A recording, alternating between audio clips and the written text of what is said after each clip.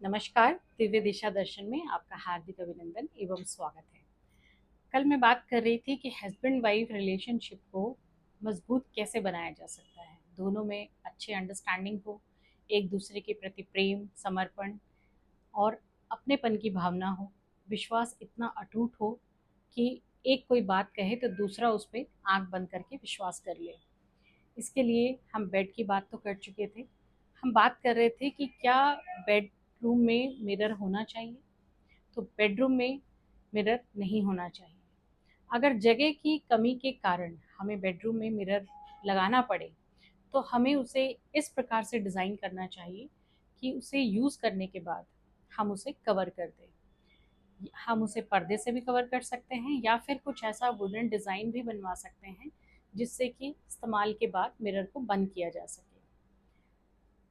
Next बात आती है कि मिरर को किस वॉल पे लगाना चाहिए ताकि उसके पॉजिटिव रिजल्ट्स मिले।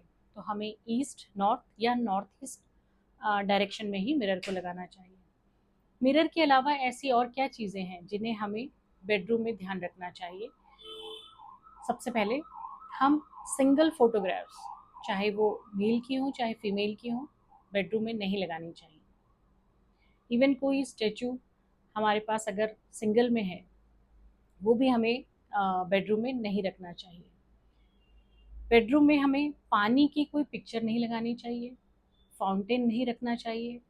यदि आपकी कुछ पिक्चर ऐसी हैं जो आपने किसी नदी के किनारे या झरने के आसपास खिंचाई हुई हैं या आपको कोई ऐसी फ़ोटो बहुत सुंदर लग रही है और उसे आप अपने बेडरूम में लगाना चाहते हैं जिसमें पानी बहुत ज़्यादा मात्रा में हो, तो नहीं लगाना चाहिए।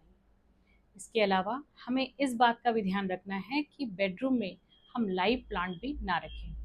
पौधे हम बेडरूम के बाहर अगर बालकनी है तो वहाँ रख सकते हैं।